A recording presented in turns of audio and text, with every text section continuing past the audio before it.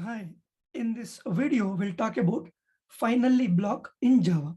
So what do you mean by finally block? What is the use when you use finally block in Java? So that we will discuss in this video.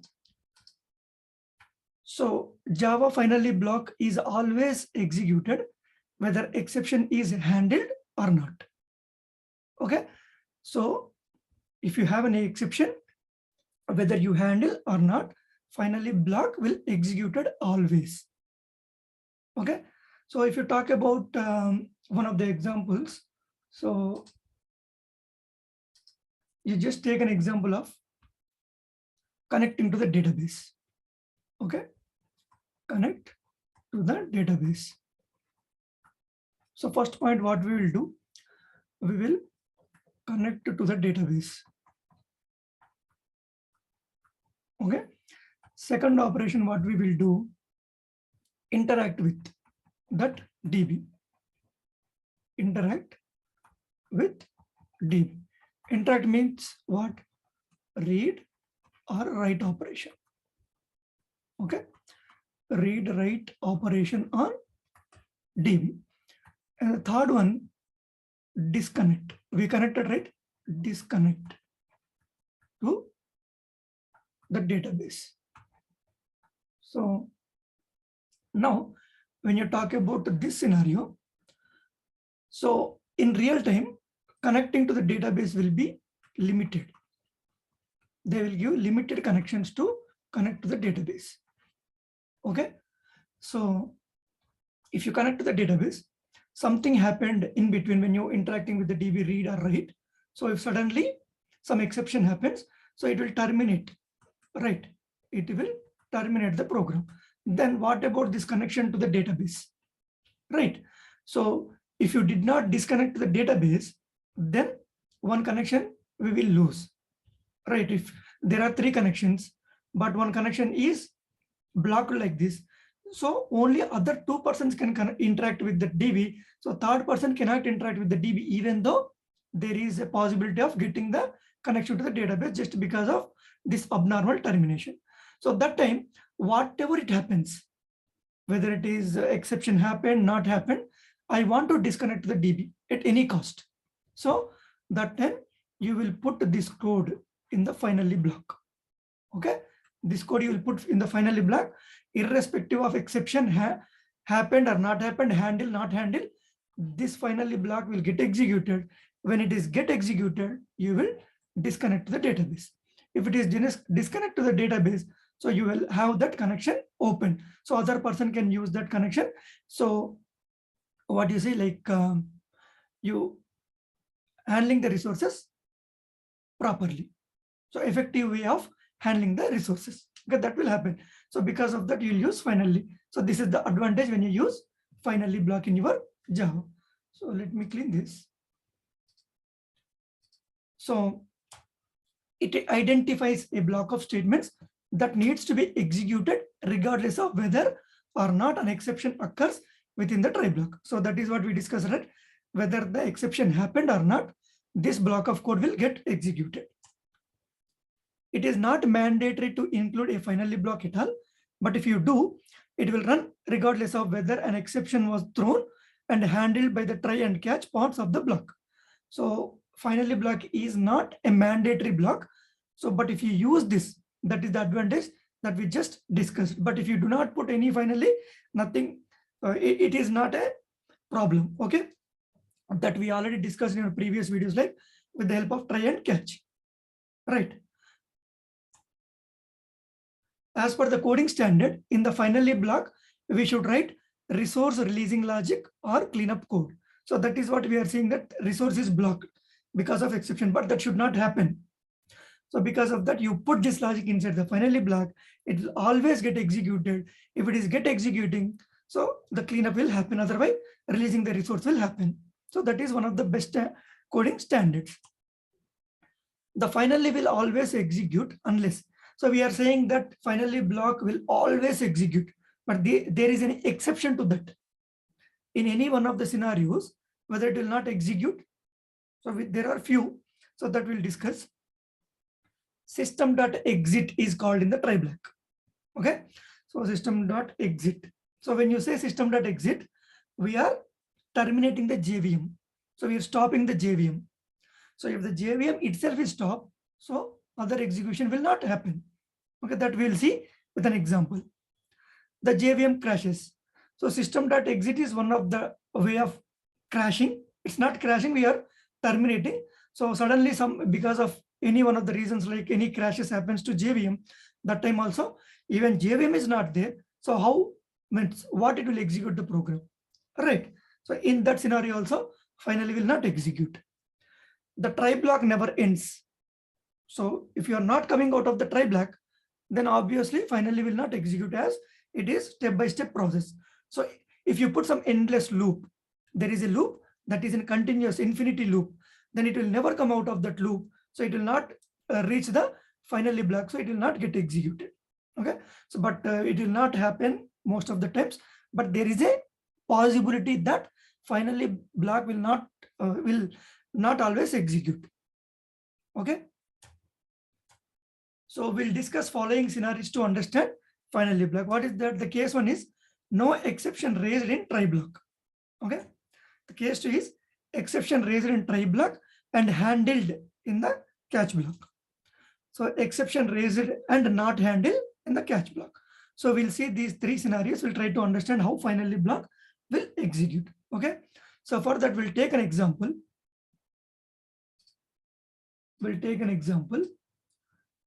Let me go to Visual Studio Code.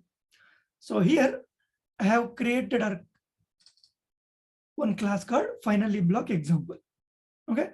And I have a main method. Inside the main method, try, catch, and then finally. So this is the sequence, right? Try, catch, finally is the sequence. First try, then catch, then finally. Okay. Without catch, can't I write finally? Okay. So can we put other alternate, means the order is different order. So there are few things we need to discuss that we'll discuss in our upcoming videos. But here at a high level, it will be try, catch, finally. Okay. Exceptions we'll discuss later. So now in the try block, I do not have any exceptions, just a system.out.println, right? And catch, and then system.out.println, and finally block, I just used finally block, and we discussed irrespective of any exception, finally block will get executed. Okay. So in this scenario, there is no exception raised in try block. So what is the execution order and what could be the output? Okay. So when you start executing, it will jump into the try block. So it will reach. So obviously there is no exception. It will print this. If nothing happened in the try block, no exception, then it will never go to the catch. So it will not execute this line in catch block. But we discussed just now, finally it will get executed always. So then it will come here, it will execute this. So it will execute. So in try block, in finally block, will see in the output in this scenario, that is case one, no exception raised in try block. So we'll try to execute and see. Java try finally block example.java. You see that in try block, in finally block, it is executing try block and finally block. The reason is there is no exception. If there is no exception, it will not go to the catch. So because of that, it is skipping this statement and it is jumping into the finally and it is printing this. Okay. Now exception raised and handled the exception. So exception raised means, so we'll put one exception, arithmetic exception. So instead of this statement, I'll put an arithmetic exception 5 by 0. So we know that if you put 5 by 0, division by 0, then you will get an arithmetic exception. It will raise an arithmetic exception. So let it be this one also. Okay, let it be this statement. So if this is the case, what happens? The moment it reaches this try block, so first it will print this one. Then it found exception. So respective handle code is there. Yes, arithmetic exception catch code is there. So it will jump here. So now it will execute this. So it will print this one. Even though if there is an exception, it went to the catch. Even though finally will get executed, that we already discussed, irrespective of any exception, finally will get executed. So that is the advantage when you use finally. Okay. So now it will print in try block, in catch block, and in finally block. Okay. So now we'll try to execute and see. You see that? In try block, in catch block, in finally block. So 3 statements. The reason is we have an exception, and that is handle. So if it is handle, so it will come here and it will execute the code inside the catch, and it will reach the finally, and anyhow it will execute. Okay, this is what exception raised and handled. What about exception raised and not handled the exception? Okay, so not handling means if I'm getting arithmetic exception, but I do not have arithmetic exception. So I'll comment this. I'll write another block. What is that block here? I'll put number format exception. Okay, I'm not handling arithmetic exception. I'm handling number format exception. So the moment when it reaches here and it finds arithmetic exception, it will search for the respective catch block, but there is no respective catch block. So there is no handle code. Then obviously what will happen? What will happen? Abnormal termination. So even though there is abnormal termination, before printing means raising abnormal termination, it will reach finally and it will print this one. So then it will print in try block, in finally block, then arithmetic exception. Okay, that is the sequence. So we'll try to execute this and see. You see that? In try block, there is no catch. So it went to the finally block, respective message exception, message, and abnormal termination. Okay. Java and lang that arithmetic exception division by 0, where it is in the 5th line. Right in the 5th line. So that is how finally block will get executed.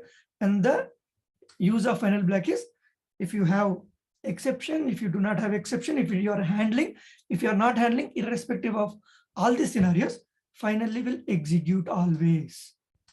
Right.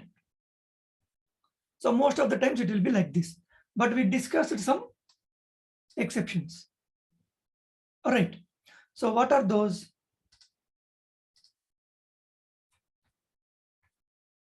So in these scenarios, so JVM crash, I cannot show, I cannot crash that, but we can see system.exit and try block never ends using endless loop. So first we'll use system.exit. Okay. I'll put system.exit in the, so instead of this,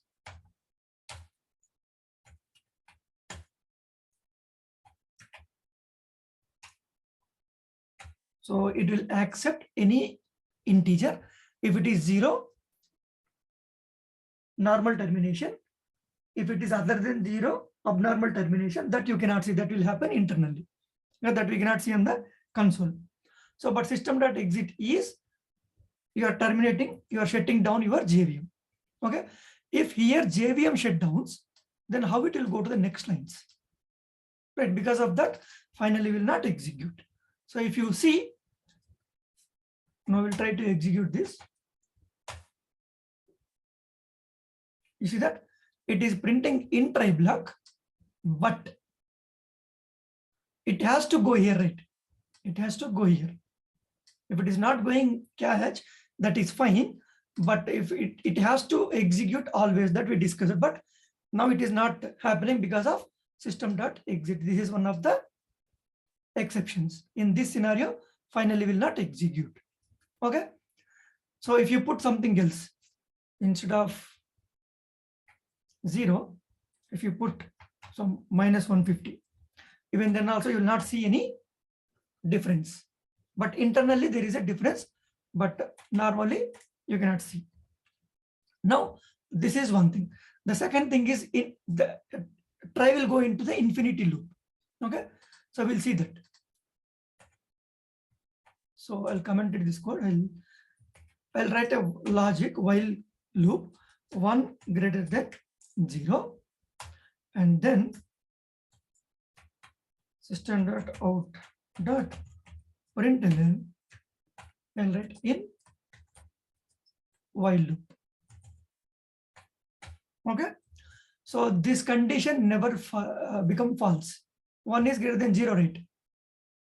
If 1 is greater than 0, it keep printing this statement in while loop, in while loop, in while loop, something like that.